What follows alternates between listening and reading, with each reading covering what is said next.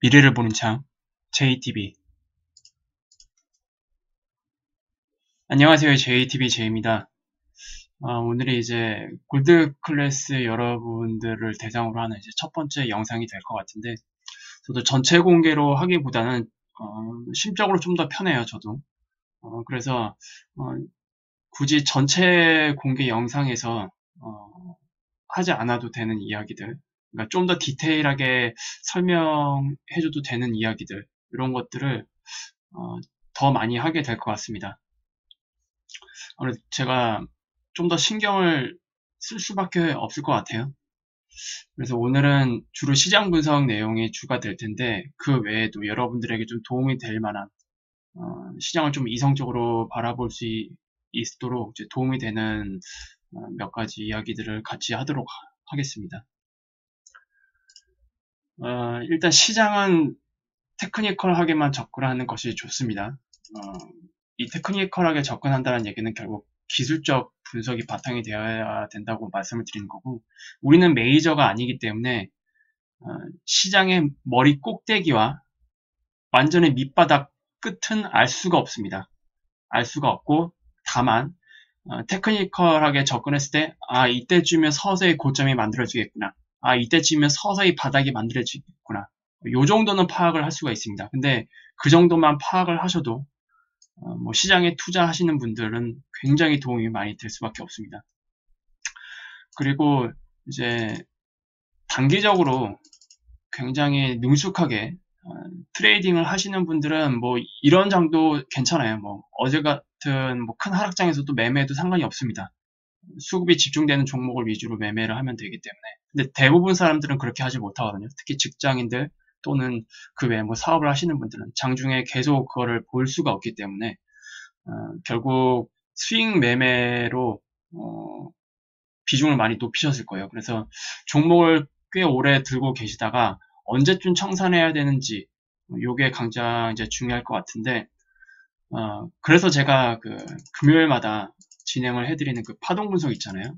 그게 많이 도움이 될 거예요. 이게 절대로 무시할 수 없는 내용입니다. 물론 자세하게 시장을 파악하려면 매일마다 진행이 돼야겠지만, 금요일 정도만 해도 수익 매매 하시는 분들은 크게 문제가 없어요. 대체적으로 시장이 뭐 이렇게 이제 나오는 시장도 있고, 또는 이렇게 크게 N자 반등으로 나오는 시장도 있습니다. 상승으로 갔을 때는. 근데 대체적으로 이때쯤 가면 스윙으로 그동안 끌고 왔던 종목들은 서서히 매도할 자리가 나오는 종목들이 굉장히 많아요. 이미 고점에 닿기도 전에. 그거는 뭐 종목별로 조금 다르긴 하겠지만, 이렇게 올라오는 과정에서 종목들이 순환매 장세로 이렇게 올라온단 말이죠. 그래서 어떤 종목은 이런 위치에서 고점이 나오는 경우도 있고, 어떤 종목은 3파를 찍고 4파 조정 구간에서 고점을 만드는 경우도 있고, 어떤 종목은 시장의 끝에 가서야 거의 1차하게 고점이 나오는 종목들도 있습니다. 그래서 결국 종목별 대응이 굉장히 중요한 거고요. 근데 대신 종목별 대응을 할 때 가장 큰 거는 지금 시장이 어느 위치냐, 이게 가장 중요하겠죠. 그래서 제가 기존에도 말씀드렸지만 마지막 5파가 이렇게 만들어질 때 슈팅이 나오기 전입니다. 여기는 이제 이 구간을 슈팅이라고 치고, 이렇게 이런 시장이 이제 거의 얼마 남지 않았습니다라고 제가 이때쯤에 말씀을 드렸을 거예요. 이때쯤에. 그래서 이때쯤이면은 거의 종목을 서서히 정리를 하셔야 돼요. 원래. 그 이후 뭐 시장이 오버슈팅이 나오지 않든 그거는 우리가 알 수 없잖아요. 하지만 종목으로 봤을 때는 얼추 이때쯤이면은 거의 매도 자리가 나오는 종목이 굉장히 많았을 겁니다. 그리고 각자 정해둔 뭐 익절 라인이라든지 보유 라인이라든지 이런 걸 다 정해두셨으면 그걸 그냥 그대로 적용을 해서 대응을 하셨으면 됐을 거예요. 그러면 굳이 이런 하락을 맞을 필요는 없습니다. 여러분들이 계속 이제 기대에 부풀어서 계속 가지고 있다가 이런 하락을 맞을 필요가 없어요. 그냥 능숙하게 그냥 시장이 뭐 어찌됐건 거의 고점이 나왔으니까 서서히 정리를 하시면 됩니다. 그 위 머리 꼭대기까지 먹는다? 그거는 욕심이에요, 욕심. 정말로 큰 욕심입니다. 그 욕심 때문에 계좌가 갑자기 마이너스를 직행하는 경우가 굉장히 많아요. 예를 들어서 종목을 스윙으로 접근을 하기 위해서 시장이 막 더 갔어요. 그래서 여기에서 잡았다고 칩시다. 그런데 시장이 하락할 때 다시 그 위치에 온다고 그 종목이 그 가격대에 다시 매수가까지만 올까요? 아니죠. 이미 매수가 깨고 더 많이 내려가 있는 경우가 허다합니다. 그래서 반드시 여러분들이 앞으로 최소한 멤버십 여러분들은 제가 시장을 말씀을 드릴 때 얼추 이제 고점을 만드는 변곡을 만드는 그런 이제 구간에 돌입합니다 하면은 최대한 보수적으로 시장에 대응을 하세요. 미리.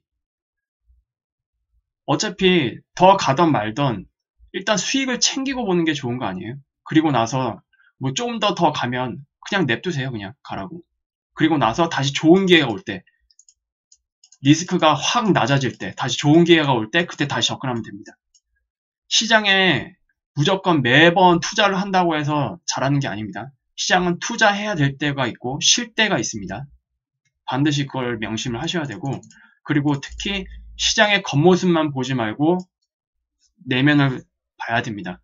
제가 아마 댓글로 이런 얘기를 굉장히 많이 썼을 거예요. 그동안 지수는 오버슈팅 돼서 올라가고 있지만 종목들은 개판이라고. 실제로 메이저들이 시총 상위 종목 위주로만 지수 컨트롤하기 위해서 그런 종목들만 매수를 하고 나머지 종목들은 그렇게 상태가 좋지 못하다. 그리고 더군다나 지금 시장 같은 경우에는 외국인들이 코스피 시장에서 계속 매도했잖아요. 지금 이 구간에서만 매도를 한 게 아니고요. 이거 올라오면서 오버슈팅 하면서 여기서 올라오면서 여기서 외국인들이 매수를 해준 게 아니고 그냥 여기서부터 계속 매도를 했습니다. 여기서부터. 시장은 이렇게 올라가는데도 불구하고 외국인들은 계속 매도를 했어요. 주식하시는 분들은 알겠지만 우리나라 시장이 외국인들에 의해서 좌지우지된다는 것 다 알고 계시잖아요. 절대로 외국인의 수급 무시하시면 안 됩니다. 만약에 외국인들 수급이 전 종목에 골고루 들어와주고, 그러니까 특정 시총 상위 위주의 종목이 아니라 전체적으로 골고루 들어와주면서 시장을 상승을 시켰다면 굉장히 좋은 장입니다. 그때는 시장의 내면도 굉장히 건강한 거예요. 하지만 이번에는 시장의 겉모습은 굉장히 화려했지만 내면은 굉장히 실속이 없었습니다. 그래서 특히 더 조심을 했었어야 됐어요. 그리고 오버슈팅에 환호를 해서 시장을 오판하시면 안 됩니다. 오버슈팅은 그냥 오버슈팅이에요. 그냥 조금 더 올라갔을 뿐입니다. 그렇다고 해서 시장이 확 바뀌진 않습니다. 방향 자체가. 그리고 큰 기대는 언제나 큰 실망으로 되돌아올 수밖에 없습니다. 오버슈팅이 있으면 또 뭐가 있을까요? 다운슈팅도 있습니다. 오버슈팅이 있으면 다운슈팅이 있습니다. 그래서 항상 조심을 하셔야 됩니다. 특히 오버슈팅 같은 경우에는 개인들의 심리를 더 이상 조정 안 하고 계속 갈 것 같은데 지금이라도 시장에 참여해야 되나? 이런 심리를 불러일으키거든요. 근데 그게 다 이제 덫이죠, 덫. 그 덫에 걸려드는 즉시 얼마 안 있다가 조금은 수익을 주겠지만 갑자기 시장이 돌변하면서 계좌가 마이너스가 되는 그런 상황이 자주 발생합니다. 그래서 제가 앞서도 말씀을 드렸지만 시장이 어느 때인지를 잘 보셔야 돼요. 주식시장에 참여하시는 분들은.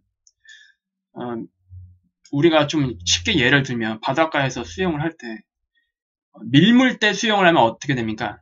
빠지더라도 계속 해안가로 밀려 나오죠. 삽니다.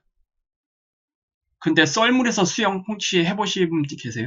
저는 예전에 한번 20대 초반 때 친구들이랑 서해안에 가서 썰물 때 수영을 한 적이 있었거든요. 근데 그때는 그게 위험한 건지 몰랐어요. 그런데 썰물 때 수영을 하니까 마치 바닥에서 누군가 나를 쭉쭉 끌어당기는 그런 힘을 굉장히 크게 받아서 완전히 공포감에 사로잡혔던 그런 기억이 있었거든요. 아무리 발버둥 쳐도 잘 안 가더라고요, 앞으로. 그래서 좀 겨우겨우 살아서 나온 적이 있었는데 썰물 때 수영하면 진짜 자칫하다 죽습니다. 그냥 그대로 그냥 쭉 빨려 들어가서 죽어요. 반드시 시장의 물때를 반드시 체크를 해야 됩니다. 보통 우리가 썰물이 딱 시작되면 나오진 않죠. 썰물이 이제 시작될 때쯤 됐으면 이제 그때 나오는 게 정상입니다. 마찬가지로 시장을 봤을 때 이 위치가 이제 조만간 썰물이 시작되겠구나 하는 위치입니다. 그리고 이 오버슈팅이 안 나오고 바로 이렇게 하락할 수도 있습니다. 시장은. 그래서 항상 시장에 대해서 너무 그렇게 희망을 크게 갖지 마시고요. 항상 테크니컬하게 접근을 하셔야 되고, 그리고 그런 부분들이 좀 모자라신 분들은 제가 어차피 시황 방송을 해드리니까 잘 참고를 하셔서 대응을 하시면 될 것 같아요. 그리고 오늘은 시장 분석을 이제 크게 4가지 진행을 할 겁니다. 일단 국내 시장을 볼 거고요. 그 다음 해외 시장, 그리고 원달러 환율 시장, 그리고 비트코인을 이제 간단하게 볼 건데, 비트코인 같은 경우에는 뭐 자주 볼 필요는 없고 한 격주 단위로 그냥 간단하게 살펴보려고 합니다. 바로 이제 국내 시장부터 진행을 하도록 할게요. 제가 저번 시간에 추세대 상단까지 열려있다고 제가 말씀을 드렸습니다. 만약에 우리 시장이 더 가게 된다면 추세대 상단까지도 가능하다. 하지만 거기에 가기 전에 그 전에 오파동 하락이 보이면 추세가 이제 하락으로 완전히 전환이 됐다라고 이제 이해를 하시라고 했었는데, 결국 시장은 더 이상 가지 못하고 밑으로 크게 하락하는 모습을 나왔고, 그리고 여기서 이제 시작됐던 8월부터 시작되는 전체 이 추세를 완전히 이탈을 시켜버렸습니다. 어제.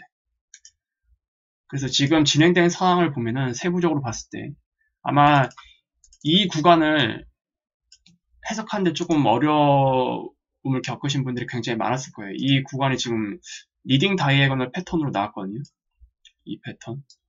여기서 고점에서 여기가 고점이잖아요. 이렇게 3개의 파동씩 이런 식으로 리딩 다이애고널 패턴. 이 오버랩 계속 나오는 거 보이시죠? 저점 고점이 다 이제 훼손이 되면서 오버랩 형태로 내려왔습니다. 제가 엘리어트 파동 강의에서 한번 말씀을 드렸었죠. 그래서 1파가 여기까지 리딩 다이애고널 나오고요. 그리고 3파동 반등. 그리고 나서 하락이 진행이 됐는데, 지금 하락의 전체적인 구조를 보면은 이 소파동상 3번째 하락이 연장파동으로 나왔습니다. 연장파동으로. 그래서 가운데 이 소파동상 3파가 이런 식으로 나왔습니다. 이 가운데 중간에는 또 세부적으로 연장파동이기 때문에 이렇게 이런 식으로 나왔다고 보시면 됩니다. 그래서 지금 우리나라 그 시장의 파동 구조상으로 보면은 일단 가장 유력한 흐름이 이겁니다. 이거. 지금이 이제 소파동상 4파 구간이죠. 아직 5파동이 완성이 안 됐다고 보시면 돼요. 결과적으로. 그래서 아마 저점을 한 번 더 낮춘 뒤에 전체 5파동에 대한 큰 반등이 나오지 않을까. 일단 그게 지금 제가 보는 메인 관점입니다. 그리고 전체 피보를 이제 보면은 아직 이 전체 상승에 대한 38.2%도 지금 내려오지 않았어요. 38.2%도. 그래서 아마 5파동 하락이 완성이 되는 자리가 일단 이 구간이 되지 않을까. 지금 파동 구조상으로 보면. 그래서 조금 더 반등을 했다가 이렇게 떨어지는 그런 흐름이 만들어지면서 이렇게 5파동 하락이 만들어질 가능성이 일단 지금은 높아 보입니다. 그리고 그 이후에 이 5파동 하락에 대한 반등이 나올 텐데, 반등은 어떻게 진행될지는 지금 예측이 불가능합니다. 단순형으로 이렇게 N자로 나올 수도 있고, 아니면 뭐 이렇게 삼각형으로 나올 수도 있고, 아니면 굉장히 복잡한 형태로 나올 수도 있습니다. 그건 이제 실제 시장이 어떻게 진행되는지를 보고 이제 구분을 해야 될 것 같고요. 제가 여기서 이제 강조를 해드리고 싶은 거는, 이건 이제 시장에 참여하지 않는 분들도 마찬가지입니다. 제가 예전에 저번 주였나요? 중장기 파동 시나리오를 말씀을 드릴 때 여기서 시작이 되는 이 조정 파동 구조가 굉장히 중요하다고 말씀을 드렸습니다. 좀 더 크게 볼게요. 굉장히 중요한 이유가 여기서 시작되는 이 파동이 535 형태로 내려온다면 시장은 다시 상방입니다. 그래서 크게 N자형으로 61.8% 부분까지는 올라갈 가능성이 굉장히 큽니다. 그런데 지금 내려오는 이 파동이 5개로 내려온다. 그러면 주식시장에 참여하지 않는 분들도 긴장을 하셔야 됩니다. 왜? 이게 단순히 그냥 시장 하락이 아니라 뭔가 큰 경제적인 뭐 침체로 빠질 수 있는 뭐 트리거나 그런 것들이 출현할 수도 있겠구나 라고 시장이 미리 경고를 해주는 겁니다. 이런 형태로 빠지면. 그래서 지금 일단 오파동 하락이 다 만들어지지 않은 걸로 보고 있기 때문에 일단 지금은 그냥 보시고요. 오파동 하락 이후에 반등이 나올 거 아닙니까? 그 이후에 하락할 때 이 하락의 강도와 길이를 굉장히 잘 보셔야 됩니다. 물론 제가 다 말씀을 드릴 거예요. 그래서 만약에 하락의 깊이가 앞서 나왔던 오파동 길이에 비해서 굉장히 길다. 그러면 일단 심상치 않구나라고 이해를 하시면 되고요. 반대로 이 하락이 나온 이후에 반등이 나오고 다시 비슷한 수준 또는 어쨌든 3파동으로 끝나게 되면 여기에 10파동이거든요. 10파동이 A파동보다 조금 길어도 상관은 없습니다. 어쨌든 얼추 이렇게 마무리 짓고 나서 여기서 다시 30분 봉상 5파동 상승이 보인다. 그러면 5파동 상승 이후 조정 구간에서 이제 시장 상방을 노려볼 수 있는 그런 뷰를 보는 게 적합합니다. 그래서 지금 일단 5파동 하락이 완성이 되고 반등 이후의 하락이 아주 중요하다. 중장기 시나리오에 있어서도 굉장히 중요합니다. 그래서 그 부분을 집중해서 보시면 될 것 같습니다. 그리고 지금 시장에서 아직도 종목을 들고 계신 분들 딴 거 없습니다. 딴 거 없고 종목별로 차트가 다 다르기 때문에 어떻게 이거를 뭐 일반화시켜서 기준을 말씀드릴 수가 없어요.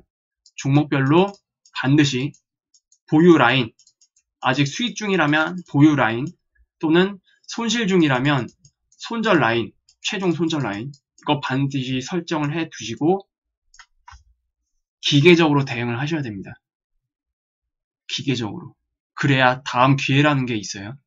다음 기회도 없이 계좌를 계속 망가뜨리지 않기 위해서는 반드시 이런 기계적인 대응 필요하다는 거 다시 말씀을 드리고 싶습니다. 그래서 원래 이런 라인은 이미 매수할 때 정해졌어야 됐어요. 지금 와서 대응하기에 늦으신 분들도 분명히 계실 겁니다. 그런 분들은 안타깝지만 시장에 수업료를 내고 배웠다고 좀 생각을 하셔야 될 것 같고요. 어쨌든 굉장히 기계적으로 대응을 해야 된다. 그리고 그런 대응을 못 하시는 분들, 대응을 하기 위해서는 어쨌든 기준을 잡아야 되고 기준을 잡기 위해서는 기술적 분석을 할 줄 아셔야 되는데 그런 것들이 준비되지 않은 상태에서 시장에 들어오는 건 굉장히 위험하다고 제가 계속 말씀을 드렸습니다. 그리고 코스닥 시장을 잠깐만 볼게요. 코스닥 시장. 코스닥 시장은 조금 더 심각합니다. 코스닥 시장은 조금 더 심각한데 일단 분봉상에서 보면 제가 그동안 코스닥 인버스를 데리고 놀았어요. 코스닥 인버스를 데리고 놀았는데 안타깝게도 제가 이때였죠. 여기서 조금 더 반등이 나올 줄 알고 이제 기다렸다가 그냥 그대로 빠지는 걸 보고 그냥 인버스는 매수 안 했습니다. 그리고 이때는 제가 좀 바쁜 일이 있어가지고 계속 이제 외부 일을 보느라 시장을 잘 못 봤는데 코스닥 같은 경우에는 수급도 개인 위주였어요. 개인 위주. 그래서 아마 코스피보다는 조금 더 나쁠 거라고 저는 생각을 했는데 여전히 지금 코스닥 상태는 코스피보다 굉장히 안 좋습니다.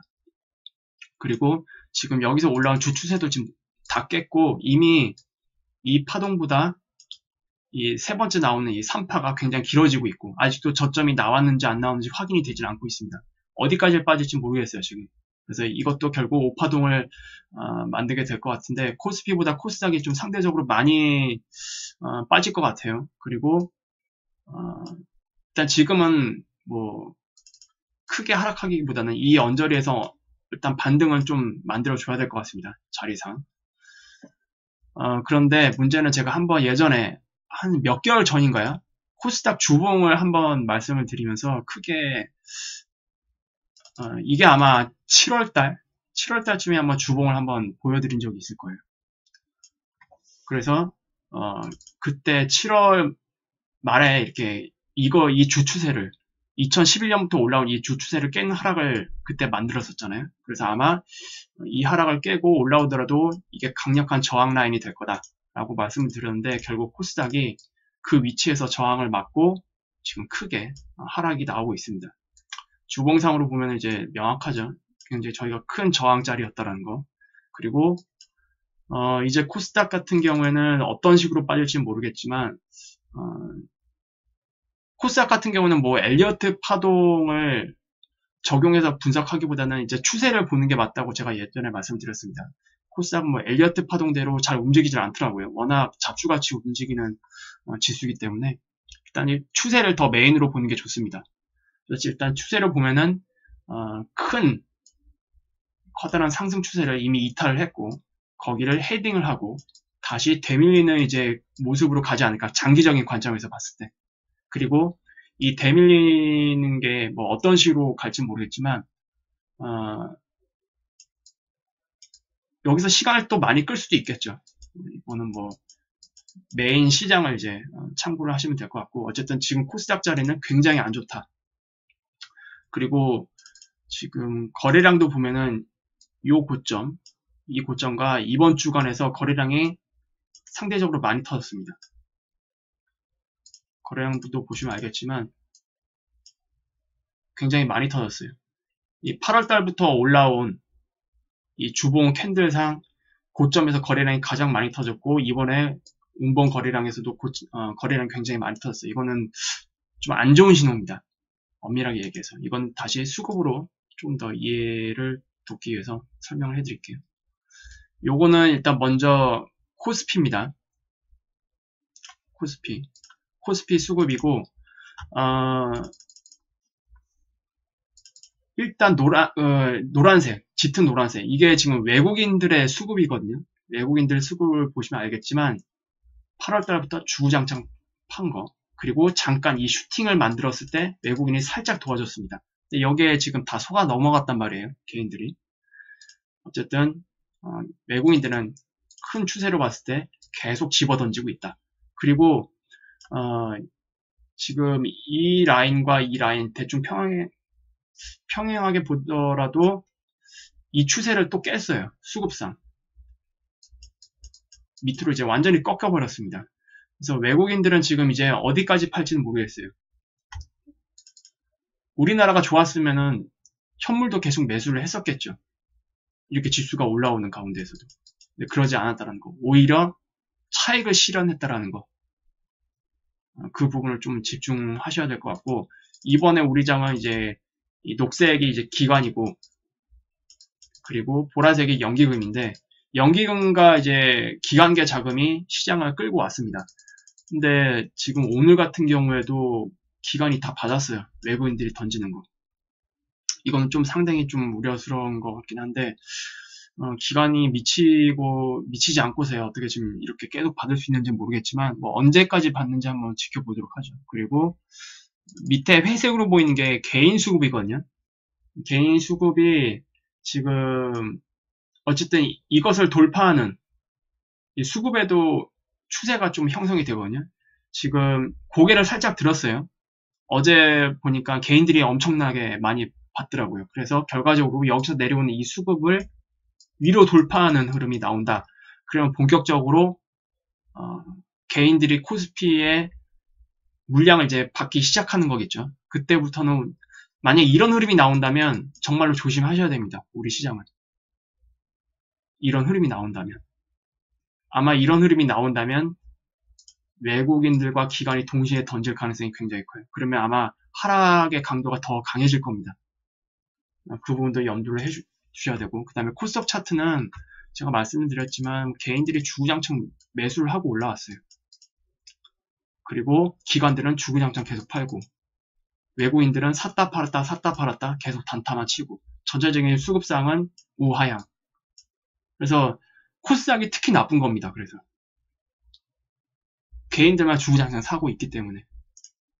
그래서 코스닥을 제가 더 안 좋게 보는 이유가 바로 이런 수급적인 측면들, 그런 것들이 좀 있어요. 일단 다음 주 같은 경우에는 단기적으로 봤을 때 반등이 조금 더 나올 것 같긴 하거든요. 이게 지금 3파에 대한 반등이라고 한다면 피보는 그냥 여기서 잡으시면 됩니다. 위에 1파는 빼고.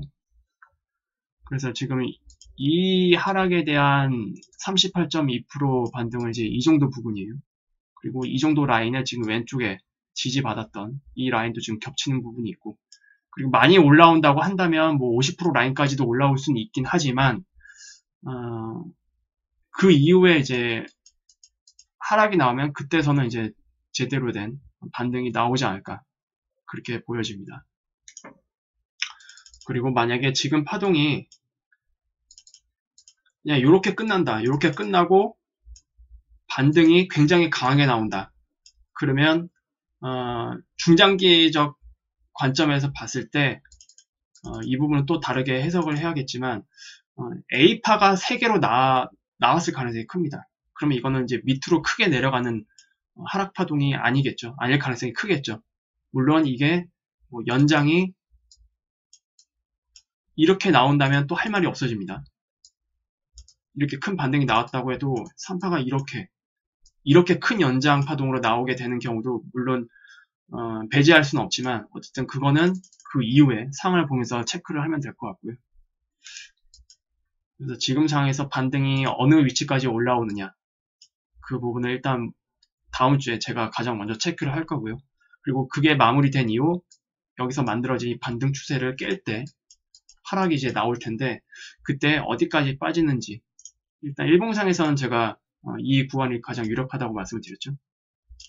274 위아래, 274 위아래에 또 여기 갭이 있네요. 갭이 아마 이 구간 좀 유력하지 않을까, 더 내려오게 된다면. 그렇게 일단 단기적인 관점에서는 그렇게 보여집니다. 그리고 이제 해외 시장을 볼게요. 해외 시장 같은 경우에는 해외 시장도 마찬가지로 이렇게 60분 봉상에서 큰 추세대가 있었고 이 위까지 가능하다, 기술적 분석상 올라가게 된다면. 근데 여기에 올라가지 못하고 이 중심 추세 라인 있잖아요. 추세대에서 이 중심 추세 라인을 이탈을 시켰어요. 좀 확대를 해볼까요? 중심 추세 라인을 강하게 이탈하고 거기를 계속 헤딩하는 모습, 이게 지금 나오고 있는데 지금 미국 선물 시장 같은 경우는 일단 여기가 5파동입니다. 여기가 파동적인 측면으로 보면 여기도 얘네도 리딩 다이애건을 패턴으로 내려왔어요. 우리나라랑 똑같이 1파가 소파동상 1파가 리딩 다이애건을 패턴으로 내려왔고요. 그리고 반등 이후에 하락이 나왔는데 지금 어쨌든 지금 현재 상태만 놓고 보자면 크게 3파동 하락입니다. 미국 선물 시장이 5파동 하락을 만들기 위해서는 이게 지금 연장으로 내려가야 돼요. 여기서 3파가 시작이 되고 이렇게 크게 내려가야겠죠. 그래야 이런 형태가 만들어지겠죠. 5개의 파동이. 그래서 아직 이 부분은 일단 더 확인을 해야 됩니다. 미국 시장 같은 경우에는. 그래서 어쨌든 이제 중심 추세 라인을 무너뜨렸기 때문에 궁극적으로 이 라인 있잖아요. 밑에 주추세. 우리나라는 8월부터 올라온 주추세 라인을 무너뜨렸는데 미국 시장 같은 경우는 이 라인을 일단 무너뜨려야만 5파동 하락을 만들 가능성이 굉장히 큽니다. 그래서 미국장도 오늘 밤부터 해서 다음 주 초가 굉장히 좀 중요할 것 같아요. 그리고 이렇게 큰 추세가 있습니다. 큰 평행한 이 추세가 있는데 결국 이 저항을 막고 지금 내려온 상태예요. 이건 이제 결과론적인 얘기지만, 그래서 어쨌든 추세가 이렇게 만들어졌다. 물론 여기서 지금 현재까지는 3파동이기 때문에 뭐 5파동을 확인할 때까지는 아직 안심할 수는 없습니다. 하지만 미국 시장이 만약에 이 추세를 이제 이탈하는 걸 확인을 하게 된다면 우리나라 시장도 그렇고 전반적인 글로벌 시장이 좀 더 안 좋게 흘러갈 가능성이 굉장히 큽니다. 그리고 12월장 말고요. 12월장 말고 12월장에서는 우리나라 차트를 보니까 5파동을 만약에 만든다고 한다면 12월장에서는 5파동 하락에 대한 반등 파동을 만들 가능성이 좀 커 보이더라고요. 그리고 1월장이 굉장히 조심하셔야 될 수도 있습니다. 1월장. 12월 말부터 1월 초 요 사이 이때부터 하락장이 만들어질 수도 있습니다. 지금 파동 진행되는 구조상으로 보면 요거는 이제 나중에 파동이 진행되는 걸 보고 좀 더 이제 디테일하게 설명을 해드리겠습니다. 그리고 골드 선물입니다. 골드 선물 시장 같은 경우에는 아직 크게 아직 방향을 예측할 수는 없어요. 제가 저번에 요렇게 5개 내려오던가 아니면 여기서 이렇게 반등이 크게 나오더라도 다시 밑으로 내려오는 형태, 이런 형태가 나오지 않을까라고 지금 제가 말씀을 드렸는데, 지금 여전히 지금 진행 중이라서 뭐 명확하게 이렇다 저렇다 할 수 있는 그런 구간은 아닙니다. 그리고 지금 저점에서 올라온 거 보면 여러분도 지금 잘 보시겠지만 세계 파동으로 올라온 걸로 거의 가깝게 보이거든요. 그래서 아직까지는 금선물 시장이 위로 갈 거라는 확률은 조금 더 아직 낮아 보이지 않느냐. 어쨌든 저점을 더 낮춰야 바닥다운 바닥이 나오지 않을까. 조심스럽게 그렇게 예측을 합니다. 그리고 정말로 골드 시장이 이제 가기 위해서는 지금 2평 보이시죠? 2평. 60분봉, 60, 그리고 21, 120일 선인데, 2평은 일단 추세나 수렴 확산의 정도만 이제 참고를 하기 위해서 보시면 되는데, 지금 62평이 이렇게 내려오고 있어요. 이렇게. 그리고 22평도 이렇게 내려오고 있습니다. 그리고 이 120평은 이렇게 돌 겁니다. 그러면 이 자리에서 아마 강한 상승이 나와야 추세를 완전히 돌리는, 상방으로 돌리는 그런 흐름이 나올 가능성이 큽니다. 지금 이렇게 상승이 나오기 전에 모습을 보세요. 이 평이 어떻게 수렴을 시켰는지. 지금 60분봉이 이렇게 내려오고 있잖아요. 지금도 이렇게 내려오고 있습니다. 그리고 20분봉이 이렇게 돌아요. 얘도 아마 내려와서 이렇게 돌 겁니다. 그리고 120분봉이 올라오다가 이렇게 한번 또 완만하게 꺾여야 돼요. 그래서 이런 모습, 이런 상태에서 강하게 돌파하는 캔들이 나오게 된다면 이제는 다시 상승을 향해 가는구나 라고 좀 예측해 볼 수 있지 않나, 그렇게 생각을 합니다. 그래서 지금은 일단 더 지켜보시면 될 것 같아요. 골드 시장에서.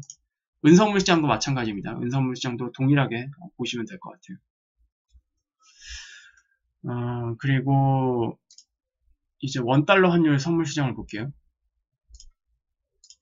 원달러 환율 같은 경우에는 일단 주 추세를 이탈시켰지만 제가 150, 140의 이 라인은 쉽게 무너뜨리기 힘들다. 그 근거는 제가 저번에 한번 말씀을 드렸고요. 근데 이번에 환율이 강하게 이제 반등을 하면서 이탈시켰던 이 주추세 라인을 돌파시켜놓고 거기를 지지를 받았습니다. 지지를 받고 다시 고점을 올렸어요. 이렇게 되면은 다시 이제 안으로 들어온 겁니다. 안으로 들어왔는데 지금 눈에 보일 때는 그냥 3파동에 불과하잖아요. 이게 3파동이 아니려면 좀 더 강하게 올라가야겠죠. 근데 제가 1180원부터 강한 저항 라인이 있다고 말씀드렸습니다. 그래서 일단 1180원 전후에서 원달러 환율이 어떻게 움직일지 조금 지켜보겠습니다. 근데 지금 정치적인 이슈가 뭐가 있죠? 지소미아 종료.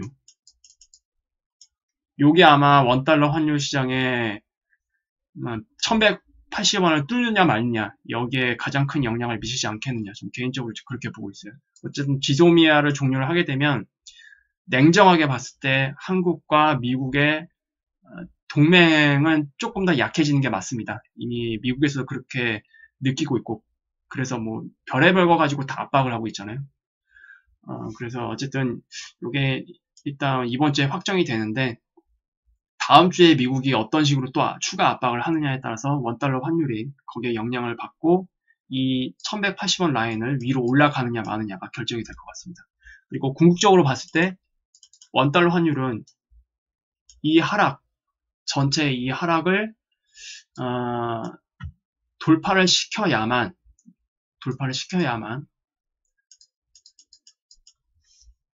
이제 위로 갈 수 있는 모습을 만들 겁니다.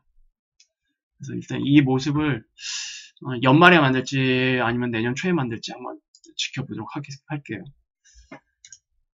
그리고 이제 비트코인을 보겠습니다. 비트코인 같은 경우에는 지금 생각보다 하락이 좀 깊게 나왔습니다. 하락이 좀 깊게 나오긴 했는데 제가 지금 마지막에 설명을 해드렸을 때 WXY 형태로 조정이 이렇게 나왔다라고 말씀을 드렸습니다. 그리고 나서 여기서 강하게 상승이 나왔는데 상승 이후에 엄청난 강도로 밀어버렸어요. 그리고 지금 빨간색으로 제가 선 2개를 표시를 해놨거든요. 이거는 제가 거래량을 보고 체크를 해둔 겁니다. 이거는 30분봉으로 좀 봐야 돼요. 얼마 전에 강하게 이제 반등이 나왔던 자리가 바로 이 자리잖아요. 이 자리에서 비트코인은 제가 거래량도 중점적으로 봐야 된다고 제가 분명히 말씀드렸습니다. 그래서 이 라인을 보면은 이 상승이 크게 나올 때 거래량이 엄청나게 터진 자리, 요 라인이거든요. 그리고 이건 제가 아마 1시간 캔들에서 봤을 거예요. 아마 1시간 캔들을 보면은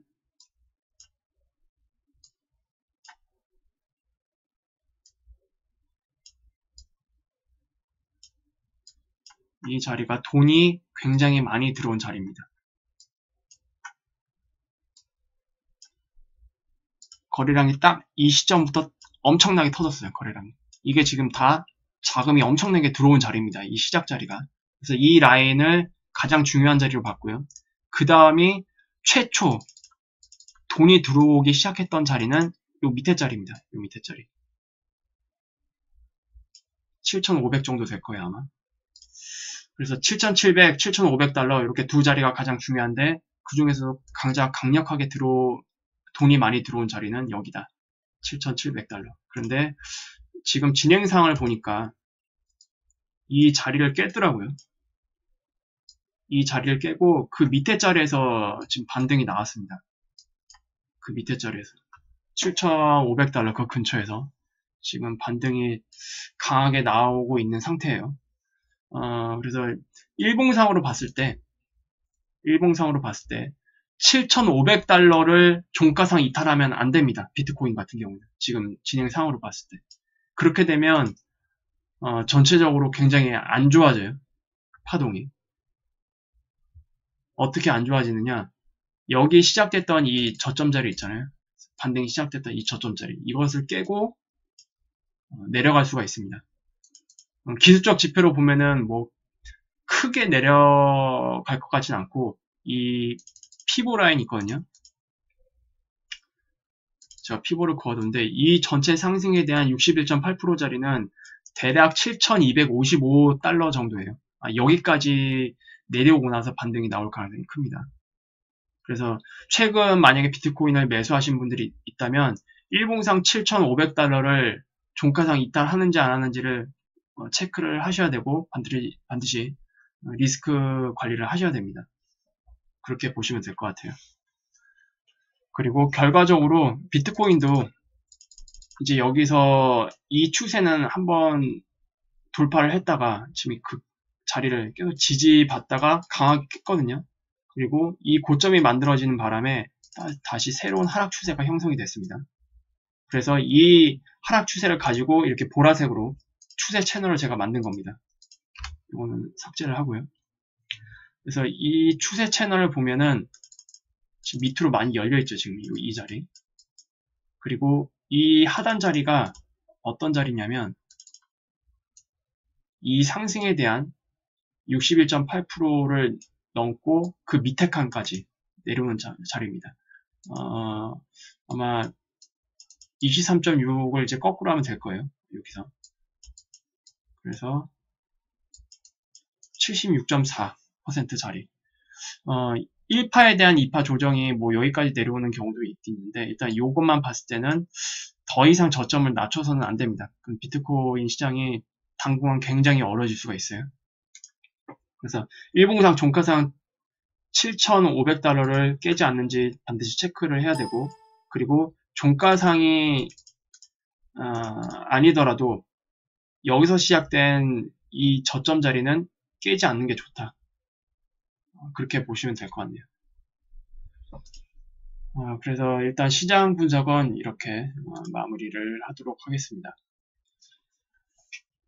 아마 지금 시장을 참여하지 않는 분들은 뭐 다소 어렵게 들릴 수도 있겠는데, 시장을 참여하지 않는 분들은 일단 이 중장기 파동에 있어서 이게 3개로 내려올지 아니면 5개로 내려올지만 집중을 하시면 됩니다. 5개로 내려올 경우에는 시장뿐만이 아니라 경제적인 부분도 굉장히 안 좋아질 가능성이 크기 때문에 그때는 이제 긴장을 하셔야 된다고 말씀을 드렸던 거고요. 이 부분이 어떻게 진행될지는 차차 살펴보면서 제가 다시 말씀을 드리도록 하겠습니다. 그래서 오늘 영상은 이렇게 마무리를 하도록 할게요. 유익한 영상이 되셨다면 구독 알람 좋아요 부탁드리고요. 다음 주에는 김동현 님이 그 FOMC 의사록을 한번 다뤄줬으면 좋겠다 말씀을 해주셔서 그 부분을 다뤄보도록 하겠습니다. 그러면 즐거운 주말 되시고 다음 주 월요일 날 다시 찾아뵙겠습니다. 감사합니다.